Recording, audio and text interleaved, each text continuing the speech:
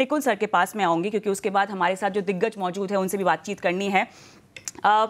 बीमा आपके नज़रिए में, आपकी समझ में, और निकुल सर से सवाल एक एक्सपर्ट के तौर पर भी होने वाला है और एक पॉलिसी होल्डर के तहत भी होने वाला है, क्योंकि आप बाजार की भी नब्ज़ को पकड़ते हैं और तमाम कंपनियों को भी आप समझ रहे हैं, इस पूरे सेक्टर में किस तरह से विकास हुआ है उसे भी आप ट्रैक करते हैं। लेकिन सबसे पहला सवाल तो मैं पॉलिसी होल्डर के रूप में ही समझना चाहती हूँ, आपकी क्या इंश्योरेंस कवरेज है वो हमें जानना है, आपके और आपके परिवार की, और उसके बाद आपके आसपास जितने भी आपके नज़दीकी करीबी हैं, आपके अपने हैं, वो कितने जागरूक हैं इंश्योरेंस को लेकर, और इंश्योरेंस मतलब लाइफ इंश्योरेंस, सभी तरह के इंश्योरेंस।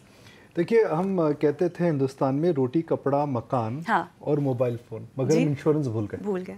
रोटी कपड़ा मकान, इंश्योरेंस और मोबाइल फ़ोन होना चाहिए। क्योंकि व्हाट इज़ इंश्योरेंस? आप अपने भविष्य को, अपने परिवार वालों को, उनको आप सुरक्षित कर रहे हैं। बिल्कुल।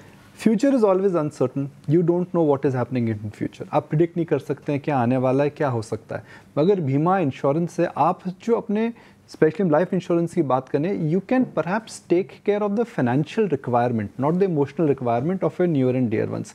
गाड़ी के इंश्योरेंस की हम बात करते हैं जी, गाड़ी हालांकि डिप्रिसिएटिंग एसेट है, मगर फिर भी आप उससे इंश्योरेंस लेते हैं तो आपकी वो जो सपनों की गाड़ी है, कुछ हद तक अगर उसको कुछ हो जाता है आप उसको बचा सकते हैं। आप ज़िंदगी भर मेहनत करते हैं, मेहनत के बाद एक आप सपनों का घर बनाते हैं, मगर आप ये भूल जाते हैं कि सपनों के घर को भी कुछ हो सकता है। आप एक सुरक्षा चक्र जो है वो कैसे बना रहे हैं। मैं अपनी निजी एज अ पॉलिसी होल्डर की बात करूँ तो मैं सबसे पहले बताता हूँ मैंने सबसे बड़ी गलती क्या करी। मैंने इंश्योरेंस लिया, मगर मैंने इंश्योरेंस लिया था when I was in my 30s। अच्छा, 30s में जब मैंने इंश्योरेंस लिया तो उस समय लग रहा था कि इंश्योरेंस अच्छा है, मगर 40s आते आते मैं शायद ये भूल गया कि उसके अंदर इन्फ्लेशन का इम्पैक्ट आता है। तो सपोज मैंने 1 करोड़ की इंश्योरेंस की पॉलिसी ली, तो जब मैं 30 साल का था जब मैंने अपनी इंश्योरेंस पॉलिसी ली थी, पहली इंश्योरेंस पॉलिसी, और आज मैं 45 साल का हूँ, तो वो 1 करोड़ की जो इंश्योरेंस पॉलिसी थी उस समय 1 करोड़ बहुत अच्छा फिगर था, मगर आज 15 साल बाद 1 करोड़ का इन्फ्लेशन की वजह से जो फिगर है वो कम लग रहा है।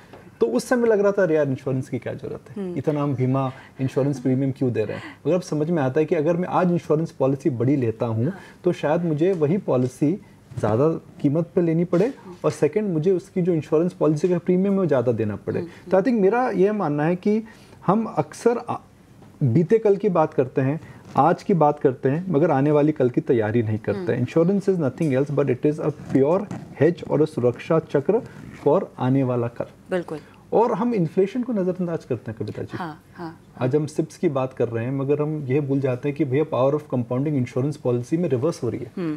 पॉजिटिव कंपाउंडिंग सिप में होती है, मगर इन्फ्लेशन की वजह से नेगेटिव कंपाउंडिंग जो होती है ये शायद आपकी इंश्योरेंस पॉलिसी में होती है।